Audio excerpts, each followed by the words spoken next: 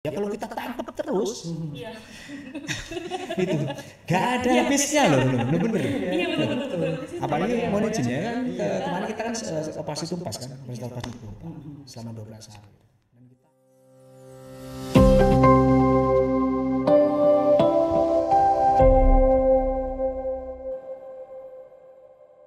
Assalamualaikum warahmatullahi wabarakatuh. Bareng lagi nih kita di Bincang Podcast kali ini yang luar biasa. Mungkin kemarin nih ya teman-teman sekalian sudah pernah nonton, dengar atau mungkin melihat. Ini kayaknya nggak asing deh dengan yang di sebelah saya ataupun mungkin di sebelah sana lagi gitu ya. Sebelumnya saya Nisa Zada sebagai host podcast kali ini, ya mana bersama dengan host partner saya di sana. Siapa nih? Perkenalkan, nama saya Roni, nama panjangnya Faromi Nasudin, dan alhamdulillah hari ini saya diberikan kesempatan untuk juga mengulas tentang bagaimana penanganan penyalahgunaan narkoba di Kabupaten Sampang, dan tentunya juga bersama pakarnya atau yang ahli yang membidangi gitu ya. Betul sekali. Nah, tema kali ini nih ya, teman-teman sekalian, tekad Polri untuk komitmen mencegah dan memberantas narkoba di wilayah Sampang, Madura gitu. Jadi mungkin itu secara generalnya, tapi ini berlaku untuk semuanya begitu ya, Romi ya. Betul Karena memang sekali. nantinya kita akan membahas secara umum juga, kupas tuntas bagaimana pemberantasan.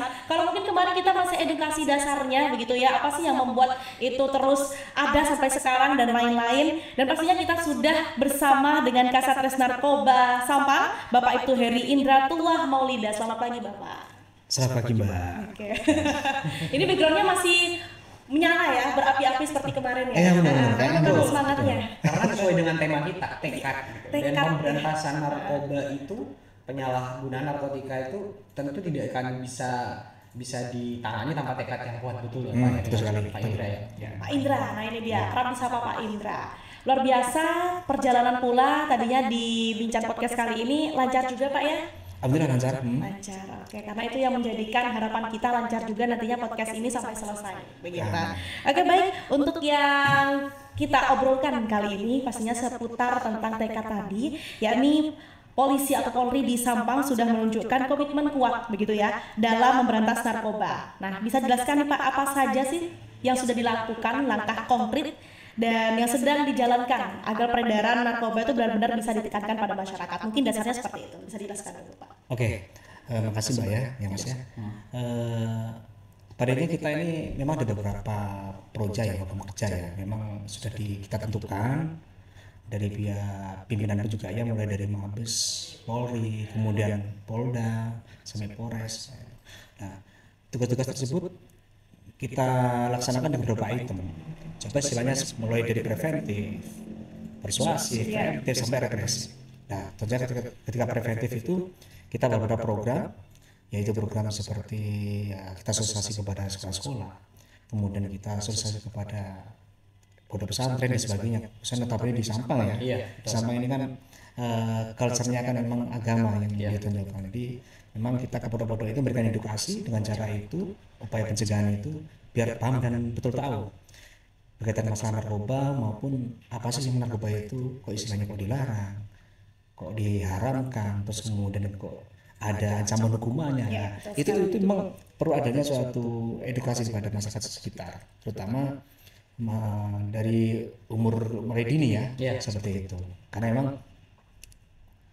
umur mulai dini, generasi muda ini yang menerus bangsa ini, kita harus betul tahu bahwa narkoba ini seperti yang dikatakan kami sebelumnya sudah proxy war ya, itu merupakan suatu perang dunia yang nantinya itu negara bisa jatuh, alam semesta bisa rusak dan segala macam. Karena memang ini karena manusia sendiri yang kurang atau pedulinya berkaitan masalah tentunya masalah narkoba ini, karena ketidakpahaman akhirnya banyak yang salah gunakan narkoba besar ya, buat ini itu udah segala macam. Itu berkaitan dengan preventif. Nah, itu pencegahan. Nah, kemudian kita juga lakukan secara preemptif ya, atau persuasif ya. Ya pastinya melalui proses sosialisasi dan segala macamnya, itu sangat penting. Banyak sekali yang laporan kita terima ya, dari masyarakat pun minta tolong ke kami. Oh, Pak, saya minta tolong direhab, segala macam. Itu mengusahakan kita itu tambah senang. Kan tujuannya apa? Ketimbang orang tersebut melakukan tindak pidana menggunakan kita tangkap nanti ini masuk penjara. Mending kita secara dini orang-orang tersebut itu melapor pada dirinya. Itu namanya PWL ya, Institut Prima Wajib Lapor. Jadi di PKBN nomor 11 tahun 2014 itu sudah diatur sistem PWL itu. Jadi seorang kalau datang dengan kesadaran dirinya untuk melakukan rehabilitasi untuk ingin sembuh, kita fasilitasi di situ. Seperti itu. Kita asesmen juga di BNN itu. Nah, itu ada di program kita juga. Yang paling terakhir ini yaitu program cara represif atau penindakan ya. Ini emang tugas kami, tugas pokok kami, yaitu kepastian hukum kita. Terus kemudian itu berkaitan dengan penanganan hukum kita. Bahwa kita ini adalah suatu organisasi atau lembaga yang diakui oleh pemerintah untuk melakukan suatu penindakan masalah narkoba. Dan itu kita wajib. Tujuannya apa? Untuk mempressing menekan peredarannya. Nah, gitu. Wah, emang banyak sih opini-opini publik berkaitan mana sih bandarnya kok banyak ini ya itu yang penting. Nah, kok hanya ini yang kecil-kecil dan segala macam. Nah, tapi emang dari situlah kita akan tahu. Itu akan tahu dalam artian itu larinya kemana ini? Kok bisa timbulnya suatu ini? Jadi ini ada suatu analisis problem ya. Jadi munculnya sesuatu kita bisa mengetahui ini siapa-siapa dari atasnya, kita harus dari bawah dulu. Nah itulah itu. Ya makanya bukan kita istilahnya mohon maaf, kita masih berupaya betul. Nah memang kita sudah banyak yang kita ungkap ya, yang dari kecil-kecil itu, dan kita sudah melis lah namanya itu kita ini, dan tujuan kita memprofiling dulu, kita pelajari dulu, kita amati bagaimana untuk bisa terungkap lebih besar lagi. Seperti itu, Pak. Jadi itulah yang program-program kita seperti itu berkaitan dengan narkoba. Jadi bagus ya Romi ya, memang perlu adanya preventif terlebih dahulu. Ya mungkin dengarnya mudah gitu, oh pencegahan nih, tapi sampai saat ini pun tetap harus digalakkan gitu Pak ya. Karena ya itu tadi diterimanya bukan hanya perlu menerima saja, tapi melakukannya itu yang susah sampai saat ini. Dan kehadiran Pak Indra di podcast kita hari ini itu ya preventif adalah upaya pencegahan. Betul sekali. Dan yang menarik lagi di persuasif tadi Pak Indra, misalkan karena masyarakat masih banyak masyarakat yang belum teredukasi, artinya masyarakatku masih banyak yang takut nih, misalkan kalau Romi bilang para pengguna itu juga adalah korban gitu kan, korban dari penyalahgunaan narkoba tadi itu gitu. Jadi misalkan ada nih, tapi udah bilang misalkan Romi make nih, tapi Romi takut nih untuk melapor, untuk minta untuk direhab, jangan-jangan nanti ketika saya lapor saya malah di penjara gitu.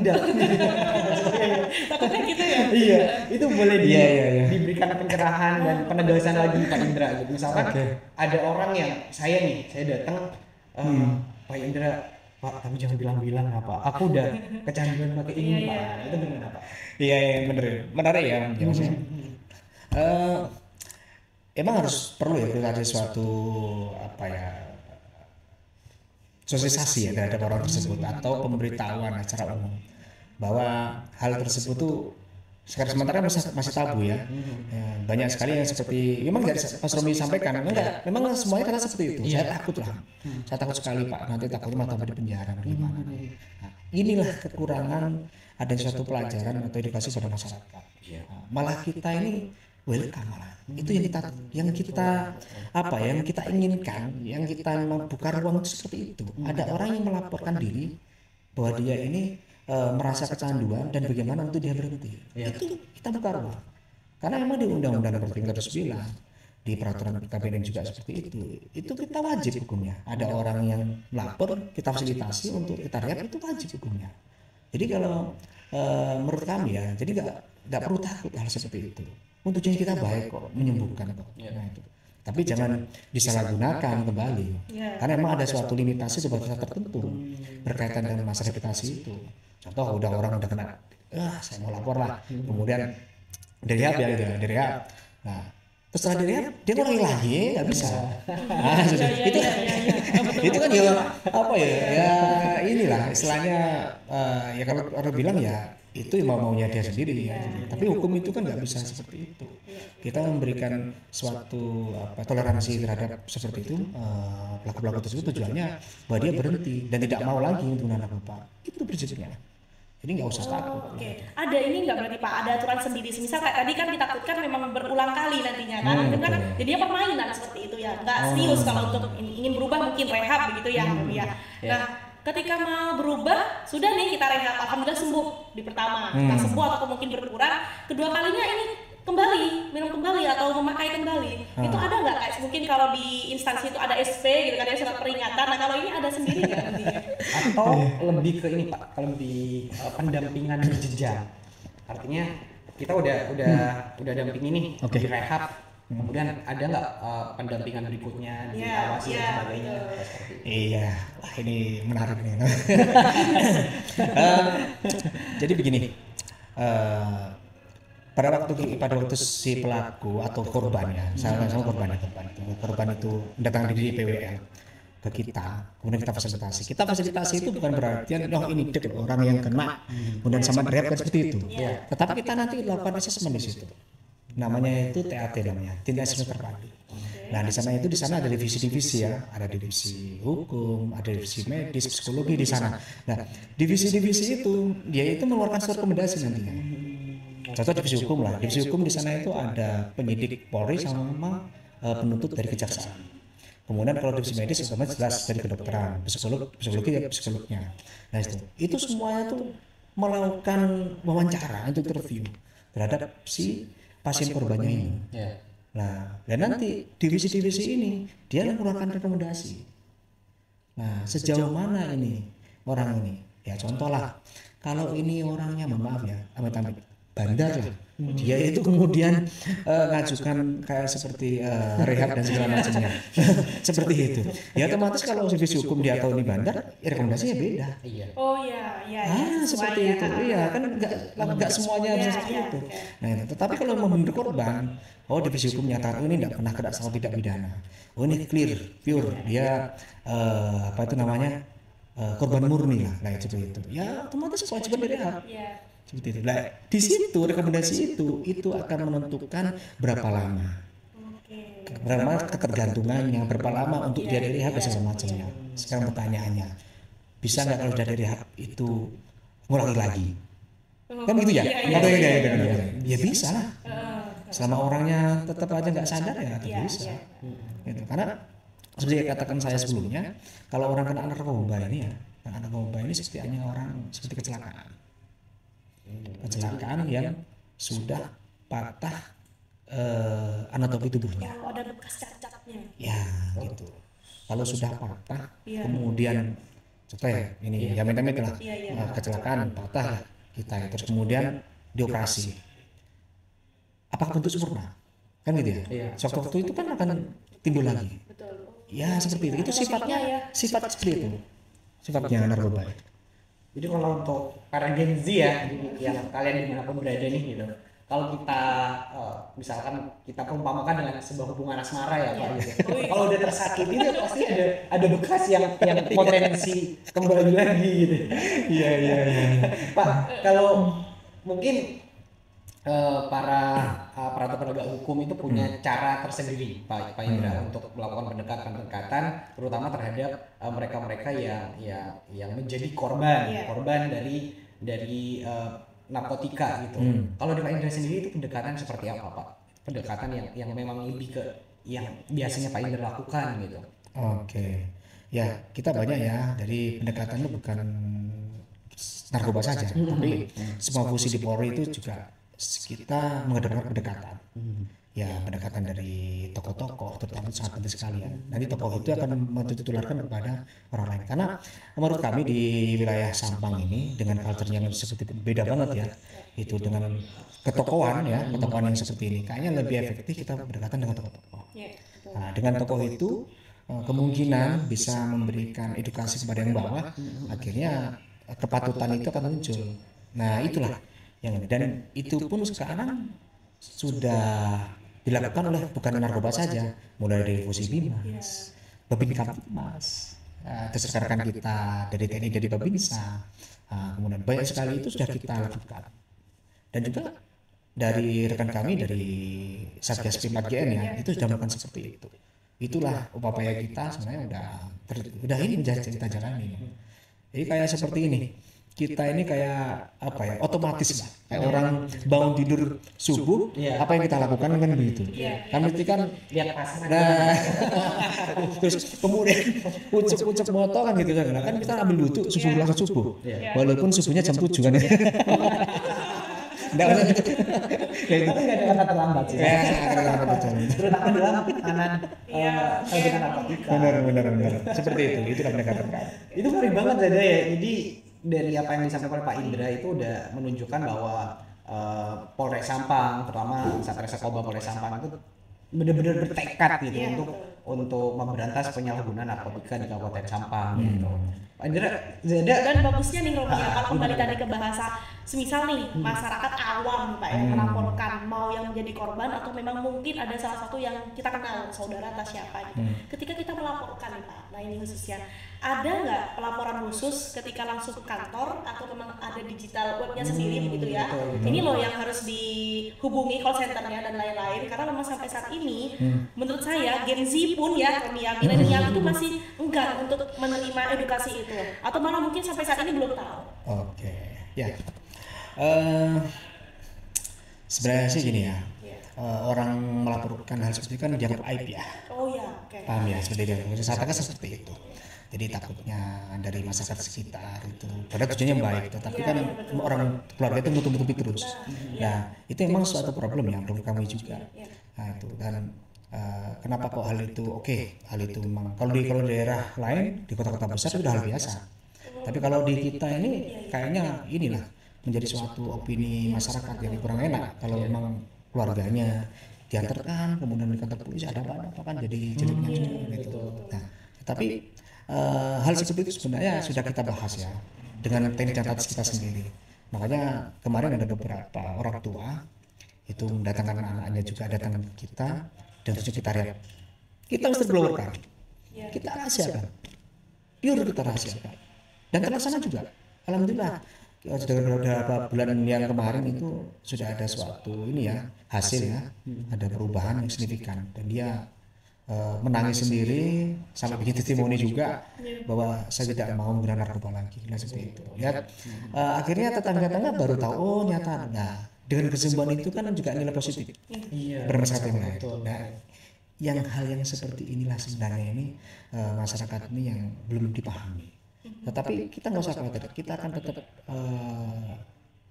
kita rahasiakan di situ. Kan yang ditakutkan orang-orang kan takut jadi aib. Kan seperti itu. Jadi kemarin datang, Pak jangan Pak, tolong jangan dikasih tahu sama ini orang-orang gini-gini. Oh silakan, tidak mungkin Pak, karena si orang tuanya itu PNS lah seperti itu atau orang terhormat. Kita rahasiakan betul. Nah nanti kalau sudah sembuhnya, nah gitu, ya biar nanti ngomong sendiri. Nah begitu, itulah pure-nya kan apa itu di situ. Berarti kan pasti terjamin ya Pak ya kerahasiaannya, Pasti keamanannya dipastikan. begitu. Kita pasti. Nah tadi kalau yang sudah sembuh itu ngomong sendiri itu dipublish atau memang hanya ngomong kepada yang bersangkutan orang tua atau bagaimana? Testimoninya sebenarnya kan boleh-boleh saja di luar ya, bukan di seperti ini atau apa itu. Mungkin hal itu datang dari kesadaran dia. Aku jadi korban nih, jangan sampai ada aku yang lainnya seperti itu. Secara alami lah. Gitu. Zada, kamu ngiding kabar nggak? Ngiding kabar. Ngiding kabar nggak? Kayaknya ngiding kabar. Bagus ya, program seperti itu ngiding kabar. Kita dengar berita gitu ya. Jadi ada apa nih? Nah, ngiding kabar itu apa nih Pak Indra? Kita juga ada mendengar sebuah selintingan program itu bagus banget. Ngiding kabar, langsung ngiding kabar gitu. Dan mudah diingat. Nah ini kita langsung tanyakan ke Pak Arya. Betul. Ini bocor-bocorin. Bocorin sedikit lah Pak, apa ya?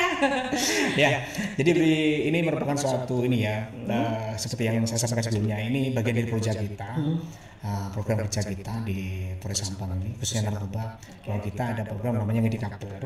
Wah, Ngedikaber ini merupakan program inovatif berkaitan dengan zona integritas Polres Sampang. Yang kemarin kita seperti 1 bulan lalu kemarin kita di Mabes Polri mengeksplorasikan berkaitan dengan inovasi apa yang ada di Polres Sampang pada waktu itu. Dan kemudian saat narkoba kami tampilkan yaitu program Ngedikaber. Ngedikaber itu tujuannya ini pada intinya itu memberikan edukasi masyarakat berkaitan masalah narkoba. Karena di Sampang ini yang notabene ini ya banyak sekali berkaitan masalah tindak pidana narkoba, maka dengan cara itulah program itu dengan tujuan untuk minimalisir sebagai penyalahguna, pengedar segala macam atau masyarakat ya, untuk tidak mau dengan masalah dengan narkoba itu. Tujuannya memang seperti itu Guiding Cover itu. Nah, Guiding Cover ini kita bukan rencana kerja. Nah, ya banyak sih yang seperti ya podcast ini, contoh kecil. Ya kemudian talkshow, kemudian yang paling penting kita akan ke bawah, ke bawah, memberikan suatu informasi kepada teman-teman kita dari kita juga, mulai dari sekolah, SMP terutama, SMA, sampai perusahaan dan segala macamnya. Tapi pada intinya Guiding Cover itu bagaimana masyarakat semuanya itu tahu. Itu yang paling penting itu. Nah, dengan cara program Guiding Cover inilah yang dulu. Nah, ini loh. Ini biar nyampainya di sana. Itu tujuannya. Jadi program Guiding Cover itu juga bisa menjadi representasi dari keterlibatan masyarakat dalam upaya pemberantasan narkotika di Kabupaten Sampang. Betul sekali. Dibungkusnya bagus ya Romi ya. Sebenarnya di situ Guiding Cover. Nah mungkin orang yang mau akan denger ini apa nih? Bener-bener kepo duluan. Kita aja tadi dengernya apa nih ya? Makanya kita langsung kupas di sini aja. Tapi ini sedikit aja ya teman-teman. Ada yang bocorin ya. Bocornya sedikit aja spesial di sini. Pak Indra, misalkan nih Pak Indra, Romi sama Zadan misalkan jalan nih, jalan nih malam mingguan gitu. Jadi kan, kita lagi jalan nih Pak. Kemudian kita ngelihat misalkan ada anak muda atau kelompok-kelompok lainnya itu lagi make misalkan kalau bahasa Romi atau lagi menggunakan obat-obatan terlarang seperti itu gitu. Kita boleh nggak Pak ikut melaporkan juga misalkan? Nah, Pak Indra, kita tiba-tiba banget gitu ya langsung aja telepon atau chat gitu. Dan kalau kita mau melaporkan juga turut serta dalam memberikan pengawasan dan juga ikut serta dalam upaya pemberantasan ini, itu seperti apa Pak? SOP pelaporannya gitu. Kita regulasi dulu ya, biar nggak ini menyimpang kemana-mana. Takutnya kami bicara nanti, ini dasarnya apa segala macam. Peran serta masyarakat itu sudah tertuang sebenarnya di dalam Undang-Undang Nomor 35 Tahun 2009 Pasal 103 itu peran serta masyarakat itu. Jadi masyarakat itu memiliki hak dan kewajiban untuk P4GN. Bahasanya P4GN mulai pemberantasan, pencegahan, penegakan, penyalahgunaan gelap narkoba itu semuanya itu di P4GN sudah ada di peran serta masyarakat itu di 103 itu. Pasal 103. Jadi orang mau jalan pun boleh. Mau jalan buntut ketemu buntut lah, dipegang boleh. Nah gitu. Karena ini diatur undang-undang gitu. Ada maling aja boleh ditangkap, masa narkoba ditangkap. Nah itu. Nah seperti itu. Tadi itu ya. Cara penangkapannya, pelaporannya itu ada SOP sendiri nggak nanti? Oh nah, sama. Kewajiban masyarakat itu sudah. Karena di undang-undang sudah. Itu. Sampai merinding sih, dan ini bener-bener beruntung banget kehadiran Pak Indra di sini karena ini juga harus dipahami betul oleh masyarakat bahwa P4GN atau penindakan juga artinya penegakan tentang penyalahgunaan narkotika itu juga menjadi hak dan kewajiban kita bersama. Iya betul. Jangan sampai ada misalkan ada peredaran narkoba di sini nih misalkan. Di sini misalkan, kemudian kita nyalain Pak Indra, gimana sih Pak Indra? Enggak, karena itu juga hak kewajiban betul. Walaupun secara regulasi untuk penindakan tentu tetap di para petugas yang memiliki hak kewajiban utama gitu. Masyarakatnya adalah merupakan bagian dari hak untuk kita lindungi ya. Itu. Dan kewajiban untuk penegak hukum kita ini memberikan suatu pelayanan kepada masyarakat sesuai dengan tupoksi kita, melindungi mengayomi dan masyarakat dan terkait penegakan hukum. Dan itu nomor satu, melindungi mengayomi dan masyarakat. Jadi masyarakat kita lindungi. Kalau kita cinta kepada seseorang, terus kemudian orang itu menggunakan, kalau kita cinta otomatis kita tegur. Kalau kita nggak cinta kan berarti kita biarin lah, mau dia toilet overdosis dan sebagainya. Tapi kalau cinta, ya kita amankan, kita lindungi. Nah, bagaimana peran Polri atau peran penegak hukum di situ? Kalau masyarakat sudah seperti ini, ini Pak Polisi, ini ada informasi lah, atau istilahnya ini sudah saya amankan, ada orang memakai ini lah gitu. Polri kita harus action langsung untuk melindungi dia, Nah, karena kita ada program ya, program untuk rehabilitasi bagi penyalahgunaan narkoba, kita rehab itu. Kita rehab selama syarat-syarat formal dan materialnya terpenuhi.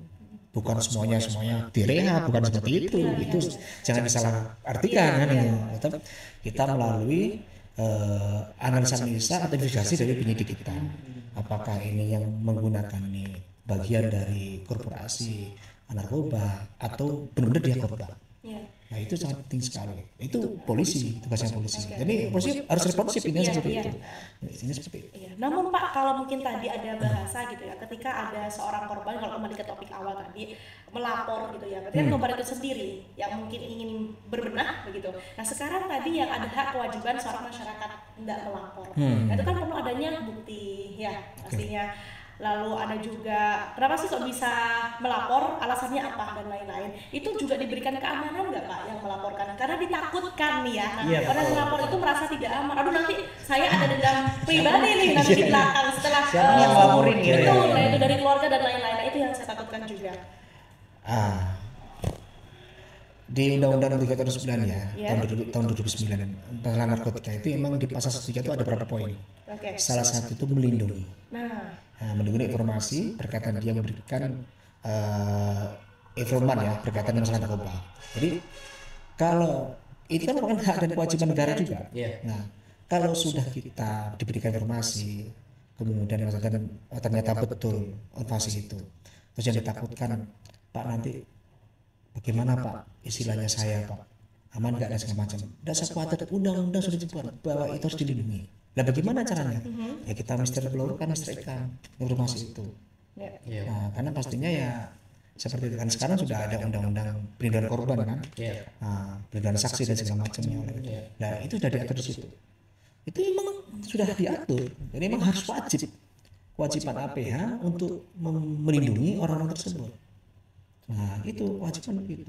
Jadi kita nggak boleh sebenarnya. Itu sangat menyalahi undang-undang nantinya kalau kita sampai yang informasikan siapa Pak ya itu ini Mas Romi kayaknya ini saya salah betul sekali ya. Jadi jangan sampai merasa takut dari sekarang gitu ya orang yang melaporkan atau malah salah satu yang membuat mereka itu saya nggak mau ikut-ikutan, itu juga masalah mereka sendiri, saya juga nggak mau kait juga gitu kan ya.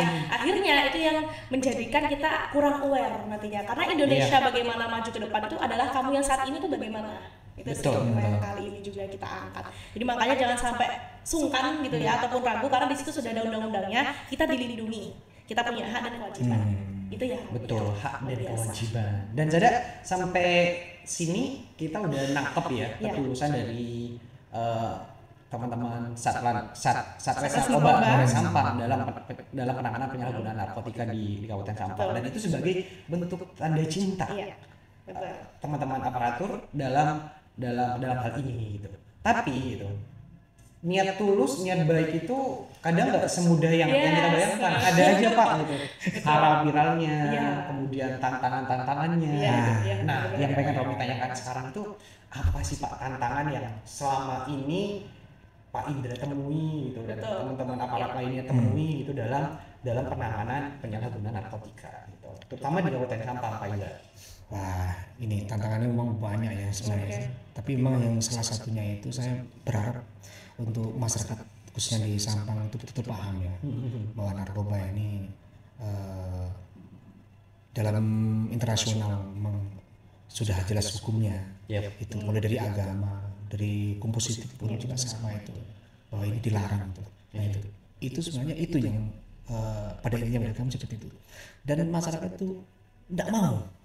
Dan masalah narkoba itu yang tantangan yang saya inginkan itu seperti itu. Bagaimana cara kami itu untuk memberikan masyarakat itu memberikan edukasi bahwa tidak mau untuk menggunakan narkoba atau minum narkoba. Ini tantangan kita sebenarnya itu. Ya kalau kita tangkap terus, itu gak ada habisnya loh, bener-bener. Apalagi mau izinnya kan kemarin kita kan operasi tumpas kan, operasi tumpas selama 12 hari dan kita penanganan kita sangat luar biasa kemarin. Kasusnya sangat buahnya itu. Lancar Pak ya operasinya? Alhamdulillah kita lancar, gak ada masalah. Hanya saja kok semakin banyak gitu loh. kok bukan nggak ada habisnya, itu hanya yang orang-orang yang istilahnya menyalahkan narkoba itu. Betul. Jadi betul kata Pak Indra tadi, bukan dalam penanganannya aja, penangkapan dan sebagainya. Masa kesurusan gitu ya. Kesadarannya itu yang perlu banget untuk disentuh. Gitu. Betul sekali. Itu yang saya harapkan seperti itu. Ya pastinya lah. Ada sebuah ini ya, saya pernah dengar ya, moto dari Pak Budi Waseso pada waktu itu ketua BNN itu. Nah, itu.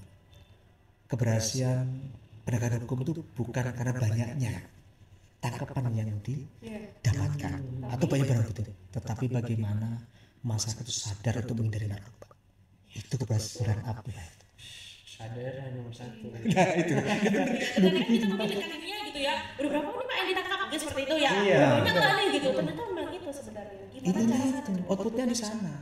Itu yang harus betul-betul itu. Bukan masa banyak yang hebat Pak. Itu malah tambah mikir. Itu tambah mikir loh. Berarti banyak anak yang sama Mas.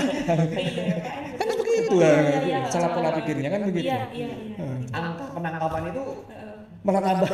Bukan menjadi bukan menjadi prestasi tapi prestasi yang sebenarnya adalah kesadaran yang timbul di tengah masyarakat. Sampai saat ini yang menjadi tantangan terbesar. Betul sekali. Luar biasa. Ini sampai mumet cari bagaimana ini membuat kita pola-pola atau konsep-konsep bagaimana caranya ini terutama masyarakat Sampang ini untuk tidak mau lah meninggal itu. Iya. Karena untuk menyadarkan itu adalah hal yang memang mudah diucapkan tapi susah dilakukan gitu ya. Pak Indra, kalau melihat di Sampang dan di semua daerah lainnya dalam penyalahgunaan narkotika ini, umumnya Pak, apa sih Pak alasan yang membuat korban ini menggunakan narkotika Pak? Itu jadi hal ini bisa menjadi pelajaran. Jadi untuk semua masyarakat yang dengerin dan ngelihat ngikutin podcast kita hari ini. Jangan deket-deket sini nih kalau bukan ini nih. Areanya nih, nah mungkin bukan area dalam artian area tempat ya. Maksudnya area yang mungkin kalau ada ajakan bla bla bla, katakanlah ada link bla bla bla, ini jangan sampai kita deket-deket ke sana. Misalkan kalau kayak kita kayak Gen Z nih, kita kan umur berapa sih Zada kita? Kita 17 kan kemarin. Hari kita 17 kemarin. Saya mau 16. Kadang yang jiwa-jiwa muda kayak gitu ya. Kamu nggak gaul nih, kamu nggak keren nih kalau nggak pakai ini. Nah mungkin area itu maksud kita. Jadi apa yang perlu kita awareness dari sekarang? Ya, makasih ya Mas Romi. Iya. Sama. Gini. Jadi ada beberapa faktor ya. Faktor istilahnya orang yang narkoba itu. Itu ada 3 sebenarnya. Yang pertama faktor individu, faktor lingkungan, sama faktor lain yang mendukung hal itu. Faktor individu pastilah. Atau individu itu pasti dirinya itu ingin diakui dengan teman-temannya, tren atau model sebelum itu. Wah itu kemudian karena nonton YouTube yang begini-begini, yang notabene ternyata, itu bisa begitu pakai narkoba, nah seperti itu. Nah itu kan seperti itu. Nah ini Gen Z-nya yang sekarang ini, nah itu jangan sampai salah nafsirin atau salah melihat hal seperti itu. Nah, itu faktor individu. Kalau faktor lingkungan pastilah dari lingkungan peredaran kita nggak bisa dihindari. Kita mau keluar ya salah, mau diem down ya salah. Nah, faktor lingkungan itu sangat sulit ya, terutama itu sangat sulit sekali untuk kita lepas di sana. Ya dari lingkungan masyarakat, daerah yang rawan narkoba, teman juga itu. Nah itu kita nggak bisa kiri. Kata siapa itu, kalau nggak keren kalau pakai segala macam. Nah itu faktor lingkungan seperti itu. Lingkungan sekolah dan lingkungan sekolah itu pendidikan yang lain. Itu banyak hal seperti itu. Itu nggak bisa dipungkiri. Yang paling terakhir gedung lainnya sangat perlu kita ini kan. Yaitu Pak, adanya kurang pemahaman masyarakat. Yang jangan ditafsirkan hal yang lain. Minta tolong itu. Itulah. Ini sangat penting. Karena tembok kita ini kan agama ya. Tembok kita agama. Kalau agamanya kita insya Allah kuat, ya pasti kalau mau berbuat apapun kita ya akan ini malu juga dengan agama kita. Nah faktor-faktor itulah yang harus kita miliki untuk untuk masyarakat semuanya. Insya Allah itu. Jadi secara ada 3 faktor, yang pertama secara individu, kemudian lingkungan, dan yang ketiga ada kesadaran. Itu yang kalau Romi bilang itu dari pribadi kita masing-masing. Betul. Nah, juga yang menjadi orang untuk terjerumus ke ini kan juga ini ada faktor-faktor lain, misalkan faktor X, faktor luar. Misalkan seperti modus-modus yang ada saat ini. betul, Itu seperti apa sih Pak gitu? Ya, Kan sampai kan saat ada ini, juga yang modus-modus itu sifatnya seperti jaring, artinya menyebab seseorang untuk menggunakan ini gitu. Dan modus-modus yang yang agar masyarakat juga mawas Pak, terutama orang tua dan kita juga agar mawas itu seperti apa sih Pak modus-modus yang ada saat ini gitu. Ada nggak modus-modus yang terbaru mungkin saat ini gitu ya? Oh, ternyata kayak gini ya gitu tuh. Itu seperti apa Pak? Kalau bicara modus sih nggak ada habisnya. Oh,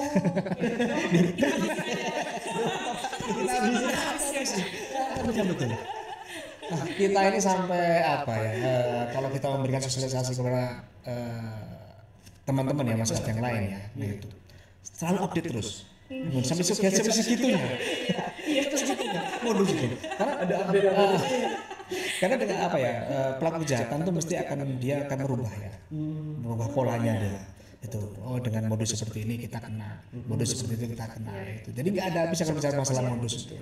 Nah, itulah tantangan kita ya penegak hukum tuh. Nah, itu berkaitan dengan masalah modus tersebut. Jadi karena orang pelaku tidak pidana itu bagi khusus narkoba ya, bagaimana caranya lolos itu kan yang itu. Ya, itu kalau bicara modus bagaimana ini banyak ya, tinggal lihat searching aja modus narkoba banyak akhirnya mulai tahun A sampai Z ya ada semua modus itu banyak itu. Kalau dulu ditaruh di mana itu di sepatu nggak ketemu kan, nah sekarang udah kalau sekarang sudah ini sekarang udah itu udah kayak lama itu udah tahu semua polisi ganti lagi lagi kalau bicara modus nggak ada habisnya gitu. Nah modus yang baru-baru yang sekarang memang banyak ya, itu biar diketahui. Sekarang ada juga berupaya bagaimana tidak kena scanner di bandara-bandara itu. Jadi udah ada ya ada bagaimana cara nggak scanner screening juga. Jadi kecanggihan-kecanggihan kayak itu juga bisa kita kasih inovasinya terus dia gimana caranya untuk itu. Dia sekarang udah mulai bikin upaya bagaimana cara biar lolos seperti itu sampai segitunya. Karena modusnya banyak, bicara modus ngeri banget ya. Sudah kalau lihat video-video juga pasti ada sih, mau di film-film mungkin ya, ada aja memang ya, yang terbaru gitu. Fun fact-nya takutnya ada grup sendiri nih, update modus gitu kan ya. Jadi kayak gini yang terbaru keren gitu ya. Tapi kita memang ya, kemarin kita selalu ya di dalam kita punya WAG grup direktorat itu narkoba. Dan alhamdulillah saya terima kasih kepada Pak Direktur, setiap kita ada suatu modus baru dikirimi sama beliaunya itu sama video-videonya itu dikirimi sama beliaunya oleh Pak Dir nih. Jadi memang itu antisipasi kita untuk memberikan pelajaran kita juga bahwa ternyata ada modus baru seperti itu.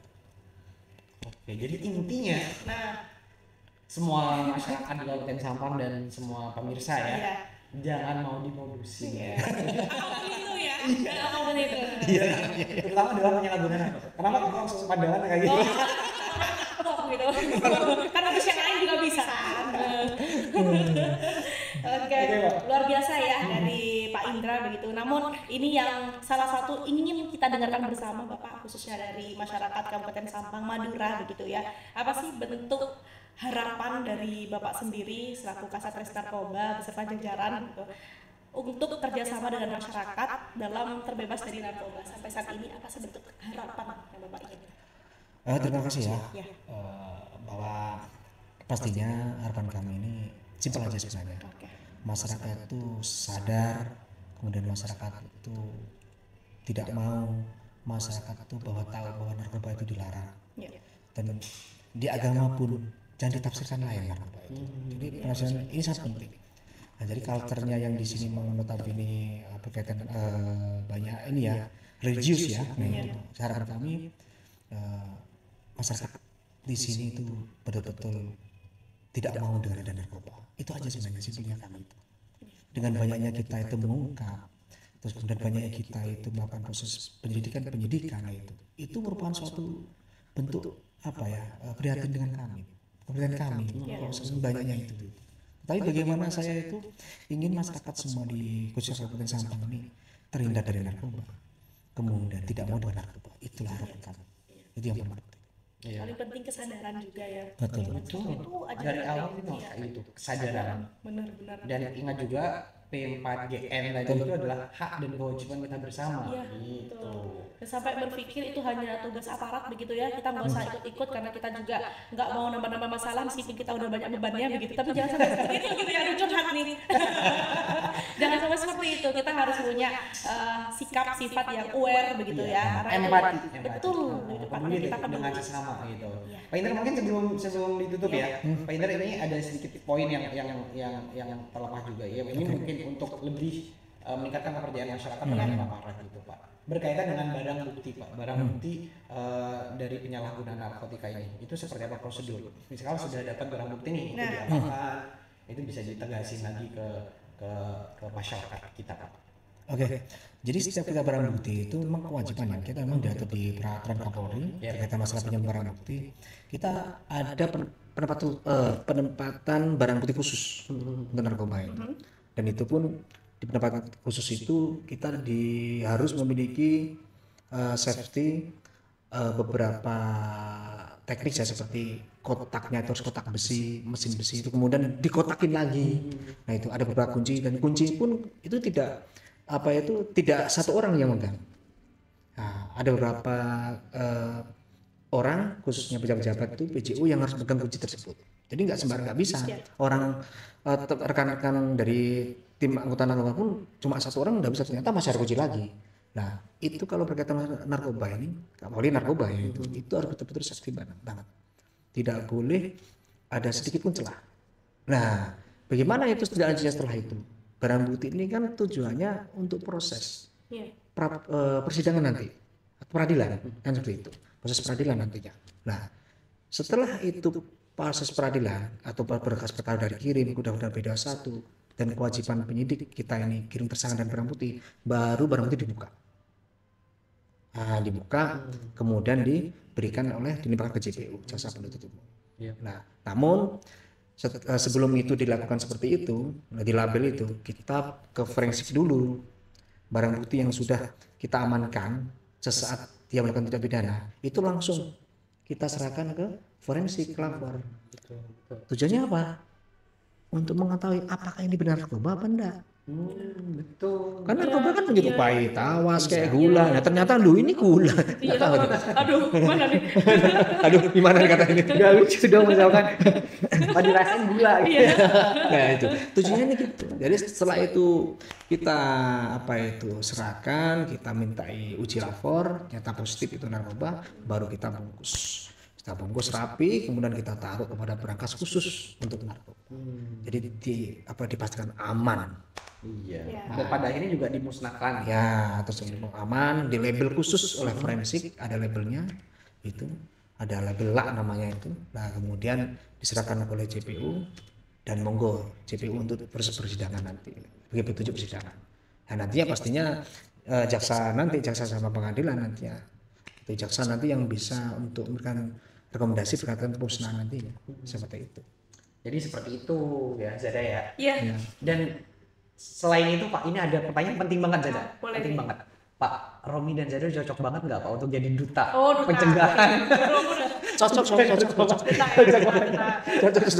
Nah, ini ya podcast ya, narkoba kan sudah ada. Cocok banget. Iya, dan Luar tapi biasa. sekali lagi duta pencegahan narkoba itu kita semua masyarakat, semua betul, pihak gitu betul dalam sekali. pencegahan narkoba gitu. Pak Indra, mungkin terakhir ya Pak Indra ya, untuk kedepannya hal apa aja lagi yang akan Pak Indra lakukan dan komitmen kedepannya untuk pemberantasan narkotika di Kabupaten Sampang terutama, itu seperti apa Pak Indra, semangatnya Pak Indra dan teman-teman? Dan sekalian closing statementnya. Boleh, Oke. betul Pak. Ya komitmen kami ya pastinya kami akan terus berjuang ya, terus istilahnya memberikan suatu pelayanan kepada masyarakat berkaitan untuk orang mau rehab, kemudian ingin di assessment dan segala macam, kita siap juga bantu. Dan komitmen kami juga kita akan tetap semangat dan kita nggak pantang mundur ya berkaitan dengan tubuh pemberantasan narkoba khususnya. Nah, terus kemudian ke depan kami juga akan perbaiki bila mana ada suatu hal yang kurang baik bagi masyarakat, ada segala macam, kita akan evaluasi juga hal itu. Karena Polri ini ke depan ingin modern dan maju pastinya, dan ingin juga Polri ini dicintai oleh masyarakat. Itu yang paling penting di situ.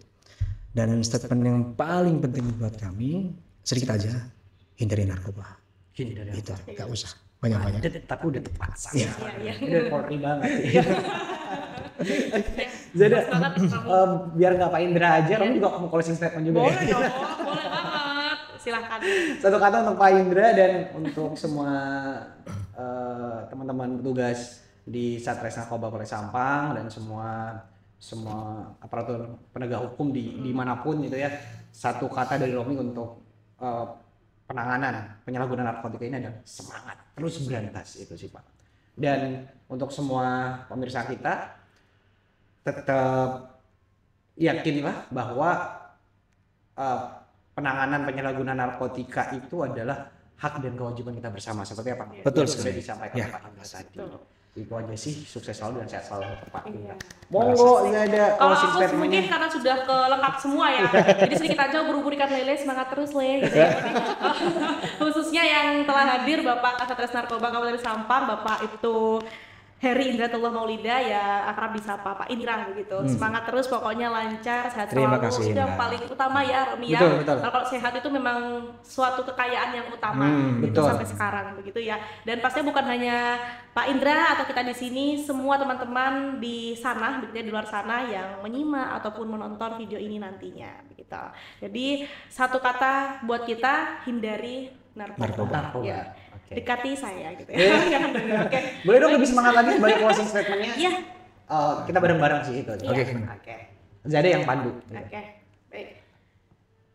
Apa nih berarti kita tagline-nya nih ya? Satu kata. Satu kata dari kita gitu ya. Iya. Oke, hindari narkoba gitu saja Betul, ya. betul. Lalu kita akan tutup begitu ya. Iya. Oke, baik.